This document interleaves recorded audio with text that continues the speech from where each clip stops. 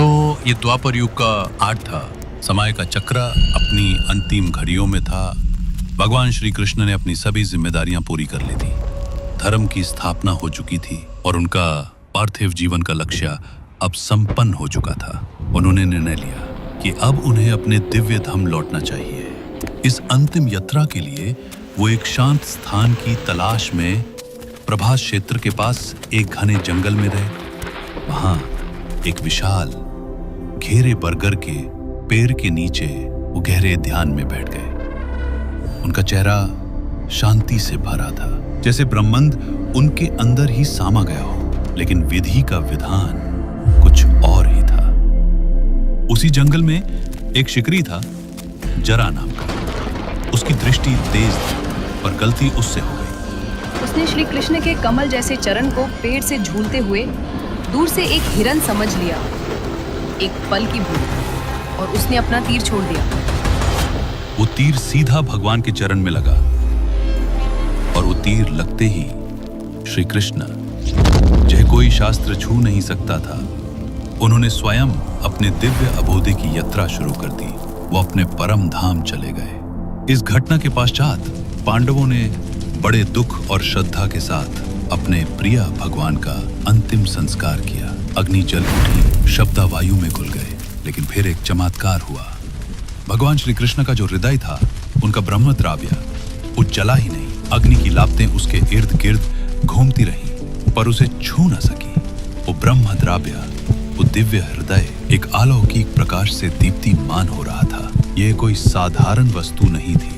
ये तो भगवान की अमर आत्मा का प्रतीक था, जो आने वाले युगों तक अपनी दिव्यता फैलाने के लिए था। और यही वो ब्रह्मद्राव्य था जो बाद में जगन्नाथ महाप्रभु की मूर्ति का आधार बना। भगवान श्री कृष्ण का वो दिव्य हृदय, वो ब्रह्मद्रव्य अग्नि में भी अधिक रहा। अर्जुन, जो उनके सबसे प्रिय साथी थे, उन्होंने भी उसे जलाने की बहुत कोशिश की, लेकिन ये बहुत ही ज्यादा मुश्किल था। अग्निदेव भी उस दिव्य अंश को भस्म नहीं कर पाए। तभी उन्हें आकाशवाणी सुनाई दी, जैसे ऊपरी वाले का आदेश मिला। इस पवित्र हृदय को अग्नि में भस्म मत करो, इसे समुद्र में विसर्जित कर दो। इसमें भगवान का दिव्य सार है, जो आने वाले युगों तक कल्याण करेगा। वो ब्रह्मद्रव्य समुद्र में बहा दिया गया और वहां वो दिव्य अंश भगवान कृष्ण की महाशक्तियां लिए हुए अनंत समय तक तैरता रहा। अपने अगले रूप का इंतजार कर रहा था। कई सदियां बीत गए, युग बदले, सभ्यताएं आई और गई, लेकिन वो दिव्य पदार्थ समुद्र की लहरों पर तैरता रहा, अपनी शक्ति को संजोए हुए। और फिर नियति उसे पुरुषोत्तम क्षेत्र तक ले आई, जिसे आज हम पुरी कहते हैं। वो दिव्य धातु समुद्र के लहरों के कारण धरती के करीब आया, लेकिन किसी को इसकी खबर नहीं थी। वो एक राज बनकर, एक अद्भुत शक्ति बनकर समुद्र की गहराइयों में ही छिपा रहा, अपने सही समय का इंतजार करते हुए, जब राजा इंद्रद्युम्न की भक्ति उसे बाहर निकालेगी। बहुत साल पहले की बात है, प्राचीन पुरी में, जहां शांति और समृद्धि का वास था, राजा इंद्रद्युम्न राज करते थे। उनका शासन सिर्फ राजनीति से नहीं, बल्कि धर्म और न्याय के मूल्यों पर गहराई से आधारित था। राजा इंद्रद्युम्न सिर्फ एक शासक नहीं थे, बल्कि वो तो एक परम भक्त थे। अपनी प्रजा के स्नेह भरे पलक थे और उनके हृदय में एक अनोखी अभिलाषा थी, एक ऐसी इच्छा जो उनकी हर सोच, हर सांस में घुली हुई थी। उनकी सबसे बड़ी इच्छा थी भगवान विष्णु के साक्षात दर्शन की। उनके दिव्य रूप को अपनी धरती पर स्थापित करने की। हर पाल, हर सांस के साथ उनके मन में यही एक प्रश्न घूमता रहता था। कैसे मिलेगी मुझे भगवान की कृपा? कैसे होंगे उनके दर्शन? कैसे होंगे उनके स्वयं रूप मेरे राज्य में स्थापित? रात गहरी थी और पुरी नगर गहरी नींद में सोया हुआ था। लेकिन राजा इंद्रद्युम्न की नींद आज आम नींद नहीं थी। वो एक ऐसे लोक में प्रवेश कर रहे थे जहां स्वर्ग और पृथ्वी एक हो जाते हैं। एक रात राजा को एक अद्भुत स्वप्न आया। भगवान विष्णु स्वयं प्रकट हुए। उनकी दिव्य छवि से पूरा स्वप्न लोक प्रकाशित हो उठा। राजा इंद्रद्युम्न उन्हें देखकर निश्चल हो गए। उनकी आंखों में भक्ति और आश्चर्य का सागर उमड़ पड़ा। हे राजान इंद्रद्युम्न, तुम्हारी भक्ति और श्रद्धा से मैं प्रसन्न हूँ। तुम्हारी इच्छा अवश्य पूर्ण होगी। जागो मेरे प्रिय भक्त, तुम्हें समुद्र तट पर एक दिव्य दारू मिलेगा। यह कोई आम लकड़ी नहीं होगी, इसमें मेरी शक्ति का अंश होगा। इसी दारू से मेरे रूप का निर्माण होगा। 3 अद्भुत प्रतिमाएं जो दुनिया को मेरे आशीर्वाद का दर्शन कराएंगी। भगवान का संदेश राजा के हृदय में समा गया। ये सिर्फ एक स्वप्न नहीं था, ये तो एक दिव्य संकेत था, एक आशीर्वाद था जो उनकी लंबी इच्छा को पूर्ण करने की दिशा में पहला कदम था। जब राजा की आंख खुली तो उनका मान शांति और नए उत्साह से भरा था। अब उन्हें पता था कि उनकी खोज कहां से शुरू होगी। सुबह होते ही राजा इंद्रद्युम्न ने एक पल भी नहीं गवाया।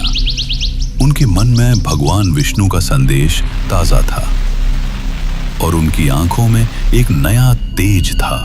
उन्होंने तुरंत अपने सभी मंत्रियों और सैनिकों को आदेश दिया, उस दिव्य दारू की खोज करो जो समुद्र तट पर मिलेगा। राजा का आदेश स्पष्ट था और फिर हर दिशा में खोज शुरू हुई। सैनिकों ने घने जंगलों को छाना, नदी किनारों की तलाशी ली और तातीय क्षेत्रों में कदम कदम पर ध्यान दिया।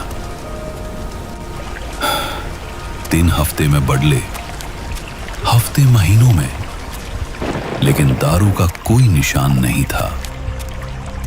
कुछ लोग निराश होने लगे थे, लेकिन राजा की श्रद्धा अधिक थी। और फिर जब सबसे ज्यादा निराशा छा रही थी, जब उम्मीद की किरण धीरे धीरे कमजोर पड़ रही थी, तब एक दिन समुद्र तट पर उन्हें मिला वही अद्भुत तेजस्वी दारू। ये कोई आम लकड़ी का टुकड़ा नहीं था, ये तो स्वयं प्रकाशित हो रहा था। उसकी दिव्यता उसके हर रेशे से झलक रही थी, मनो भगवान स्वयं उस रूप में प्रकट हुए हों।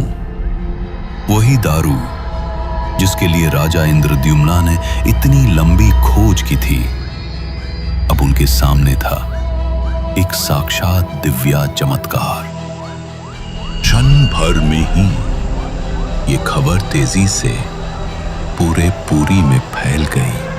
हर दिशा से लोग दौड़े चले आए उस अद्भुत दृश्य को देखने जिसे राजा इंद्रद्युम्न ने स्वप्न में देखा था।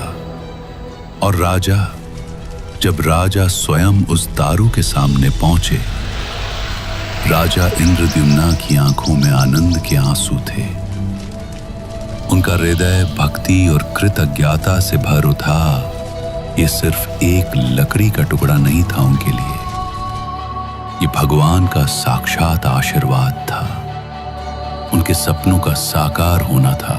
ये वही दिव्य दारू था जिसका उन्हें स्वप्न में दर्शन हुआ था, वही अद्भुत दारू जिसके लिए उन्होंने इतनी कठिन खोज की थी, जिसके लिए उनकी प्रजा ने इतना परिश्रम किया था। भगवान ने उनकी प्रार्थना सुन ली थी। लोग झूम के झूम आने लगे दारू के दर्शन करने, उसकी महिमा गाने। उनकी आंखों में भी आश्चर्य और भक्ति थी। कोई हाथ जोड़कर प्रणाम कर रहा था, कोई जमीन पर लेटकर दारू को नमन कर रहा था। भक्ति के गीत और स्तुतियां वातावरण में गूंजने लगती हैं। पूरी नगर आज एक दिव्य चमत्कार का साक्षी बन गया था। दारू के रूप में भगवान ने अपने भक्तों को अपना साक्षात आशीर्वाद दिया था। अब अगला कदम था इस दिव्य दारू को मंदिर तक ले जाना और भगवान के रूप को स्थापित करना, जैसा कि स्वप्न में आदेश हुआ था। उस दिव्य दारू को बड़े ही सम्मान और उत्साह के साथ समुद्र तट से उठाकर नए मंदिर के नजदीक एक पवित्र निर्माण स्थल पर लाया गया। हवा में एक नया उत्साह था, एक प्रतीक्षा थी। अब क्या होगा? कैसे ये अद्भुत दारू भगवान का रूप लेगा? मंत्री जी, ये दारू दिव्या है, लेकिन इसे उकेरेगा कौन? कौन इतना निपुण शिल्पकार है जो भगवान के इस रूप को इस दारू से निकाल सके? महाराज, हमने सबसे बड़े शिल्पकारों को बुलवाया है, पर किसी में इतनी शक्ति और दिव्य दृष्टि नहीं दिखती। राजा और उनकी प्रजा चिंतित थी, लेकिन तभी एक अद्भुत घटना घटी। एक वृद्ध शिल्पकार के रूप में भगवान विश्वकर्मा स्वयं आए, मानो स्वर्ग से उतर कर आए हों। उनके चेहरे पर ज्ञान और शांति का तेज था। विश्वकर्मा, जो स्वर्ग के महाशिल्पकार हैं, दारू ब्रह्मा से मूर्तियां बनाने के लिए राजी हो गए, लेकिन उनकी एक खास शर्त थी। उन्होंने कहा, मैं ये काम जरूर करूंगा, पर मेरी एक शर्त है। जब तक मैं इन मूर्तियों को पूरा नहीं कर लेता, मुझे पूरी तरह से अकेला रहना होगा। कोई भी किसी भी हालत में मेरी कार्यशाला का दरवाजा नहीं खोलेगा जब तक मैं खुद बाहर आकर ये ना कहूं कि काम पूरा हो गया है। विश्वकर्मा ने आगे बताया कि उन्हें यह अद्भुत काम पूरा करने में 21 दिन लगेंगे।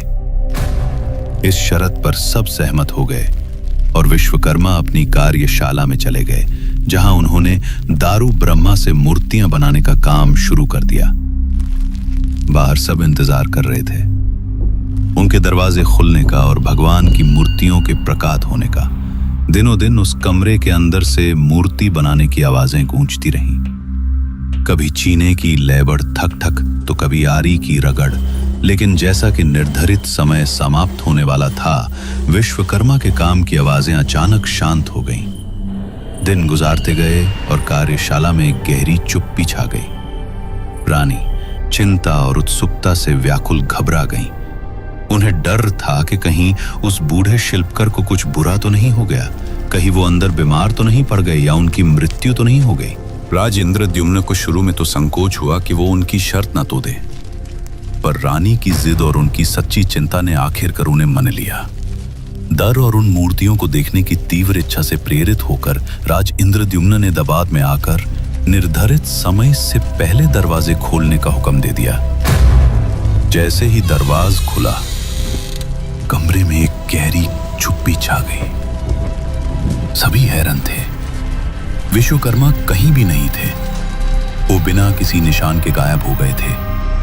जितनी रहस्यमय तरीके से वो आए थे, और वहां कार्यशाला के अंदर अधिबानी मूर्तियां खड़ी थीं।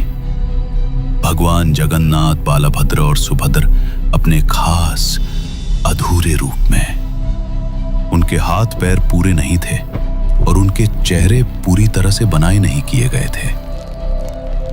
राज इंद्रद्युम्न का दिल टूट चुका था। उन्हें अपने किए हुए वादे को तोड़ने का गहरा पश्चाताप था। उनके मन में एक ही बात थी, उन्होंने एक बड़ा पाप किया है। जिन मूर्तियों को उन्होंने बनाने का संकल्प लिया था, वो अब अधूरी थी, पूजा के योग्य नहीं लग रही थी। राजा को डर था कि उनकी इस गलती का बोझ उनकी प्रजा पर भी पड़ेगा, लेकिन जब राजा इस गहरे दुख में डूबे हुए थे, तभी भगवान विष्णु ने एक दृश्य में दिखाई दिए। भगवान ने बड़े ही आश्वासन भरे शब्दों में राजा को समझाया। उन्होंने कहा कि ये जो अधूरे रूप थे, वो उनकी इच्छा और उनके स्वभाव का एक अनोखा प्रतिनिधित्व थे। भगवान ने कहा कि हे इंद्रदुम्ना, तुम्हारी मानव बुद्धि मेरी पूरी व्याख्या नहीं कर सकती। मैं समस्त ब्रह्मांड में व्याप्त हूँ और मेरा रूप इतना विशाल है कि कोई भी मानव शरीर या मूर्ति मुझे पूरी तरह से दर्शा नहीं सकती। मैं तुम्हारी सोच से परे हूँ, मेरे रूप की कोई सीमा नहीं है। भगवान के इन शब्दों ने राजा को हैरान कर दिया। उन्हें एहसास हुआ कि वो भगवान को एक सीमित रूप में देख रहे थे, जबकि उनकी वास्तविकता असीम थी। फिर भगवान ने आगे बताया, जो मूर्तियाँ तुम्हें अधूरी लग रही हैं, वो केवल एक दृष्टि भ्रम है। मेरा वास्तविक तत्व, मेरा पूर्ण ब्रह्मन रूप पूर्ण और संपूर्ण है। ये अधूरापन तो केवल एक दिखावा है, ताकि मानव जाति मेरी असीम शक्ति को समझ सके। मैं अपने दिव्य रूप में हमेशा पूर्ण रहता हूँ। राजा के मन से एक बोझ सा उतर गया। उन्हें समझ आया कि भगवान की दिव्यता उनके रूप तक सीमित नहीं है। सबसे महत्वपूर्ण संदेश देते हुए भगवान ने कहा, हे राजा, इन अधूर रूपों के माध्यम से मैं मानवता को ये सिखाता हूँ कि हम सबको अपने और दूसरों की खामियों को स्वीकार करना चाहिए। तुम्हारी तरह ही हर मानव में कुछ न कुछ अधूरापन होता है, कुछ खामियां होती हैं, लेकिन मेरी कृपा इन सब सीमाओं को पार कर जाती है। मैं सबको उनकी खामियों के साथ भी अपनाता हूँ। मेरी भक्ति में कोई दोष नहीं होता, सिर्फ प्रेम होता है। भगवान के इन वचनों को सुनकर राजा इंद्रद्युम्ना की आंखों में आंसू आ गए।